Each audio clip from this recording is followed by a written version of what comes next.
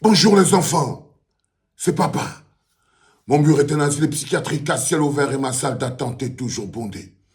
Bienvenue à la clinique les enfants. Le premier podcast de ce matin est un cri de détresse. Le premier podcast de ce matin est le cri de détresse de Maurice Kamto. L'homme qui, chaque fois qu'un Camerounais souffre, ce monsieur, il en prend un coup dans son âme. Et lorsque c'est plusieurs, Maurice Kamto, lui, il ne peut pas dormir. Et ça me rappelle toujours ce que Maurice Kamto disait. Valsero, nul ne doit faire de politique s'il n'aime pas les gens. Si toi, un dirigeant, il arrive quelque chose à un Camerounais et ça ne te concerne pas, je ne sais pas pourquoi tu veux diriger ce pays-là. Maurice Kamto sort de sa torpeur et s'indigne de manière directe. Il envoie ce statement. Le 14 août 2025, des individus armés ont profité de l'état déplorable de la route nationale numéro 1 sur le fameux tronçon Kousséri-Marois pour enlever certaines sources à confirmer 11 passagers d'un car de transport interurbain. Ces criminels seraient des membres de la secte islamique Boko Haram qui sévit dans la région de l'extrême nord depuis mai 2014. Cette prise d'otage avec demande de rançon est dramatique pour les familles touchées, en particulier celle qui a vu 5 de ses enfants kidnappés en même temps. En mon nom personnel, et au nom de tous ceux qui soutiennent mon combat pour le redressement national, j'adresse aux familles des personnes kidnappées et plus précisément celles dont 5 enfants ont été arrachés à l'affection, ma solidarité et ma sincère compassion en ce moment d'épreuve. J'exhorte le gouvernement à mettre tout en œuvre pour libérer sains et saufs tous les otages kidnappés, à accompagner dans tous les aspects possibles les familles des malheureuses victimes. Le silence du gouvernement sur cet autre drame qui frappe la nation comme sur plusieurs autres avant est insupportable.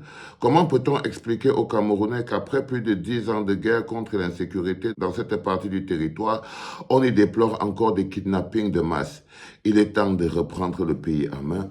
C'est signé Maurice Kamto. Chacun a sa priorité dans la vie. Et la priorité de Maurice Kamto, c'est le peuple camerounais.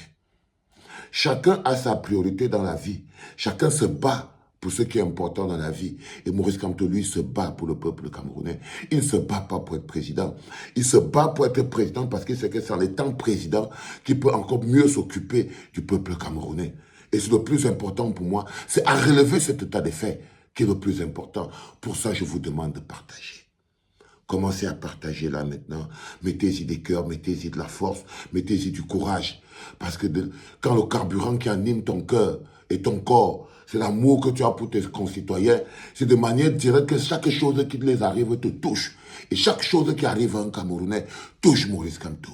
La première question que je vais demander, c'est où est donc le président en fonction? Voilà un monsieur qui vous demande encore 7 ans de sa vie.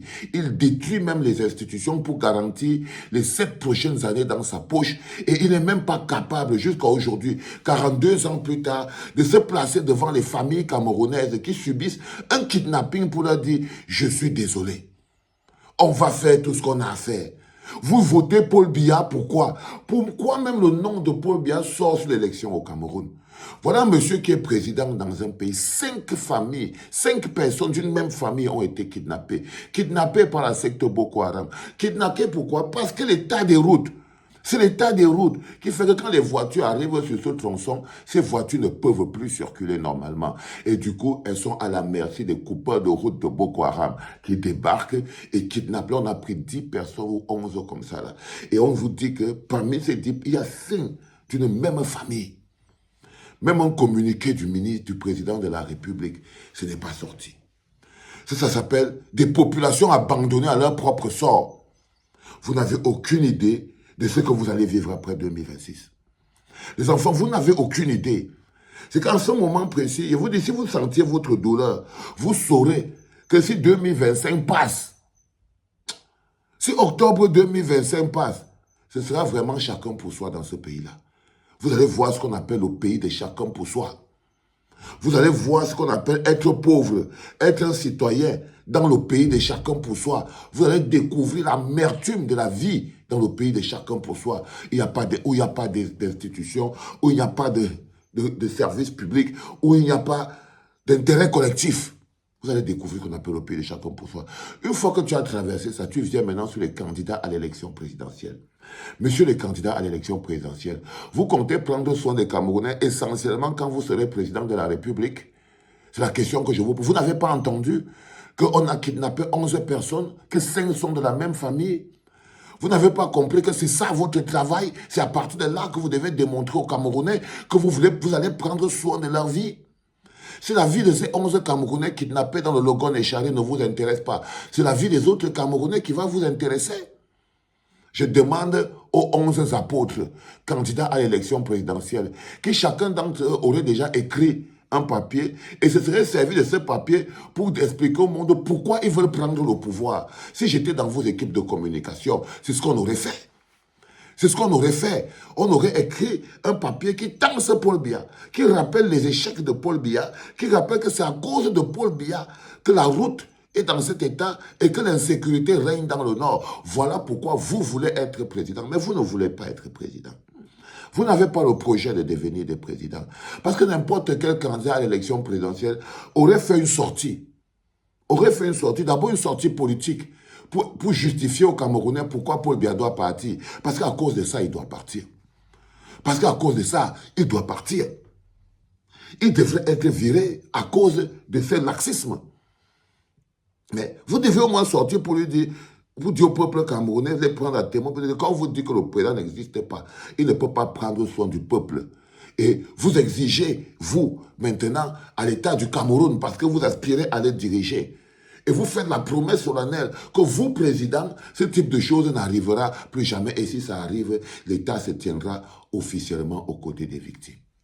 C'est comme ça quand on veut diriger un pays, et sinon quand on veut diriger les gens. Mais vous ne voulez pas diriger un pays, vous ne voulez pas diriger les gens. Vous ne voulez pas prendre des soins des gens. Vous voulez diriger les gens.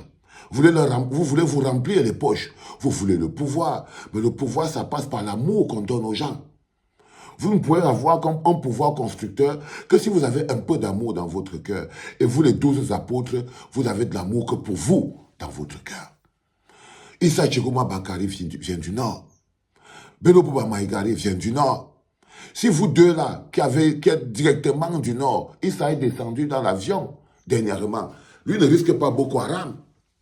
Il ne risque pas Boko Haram.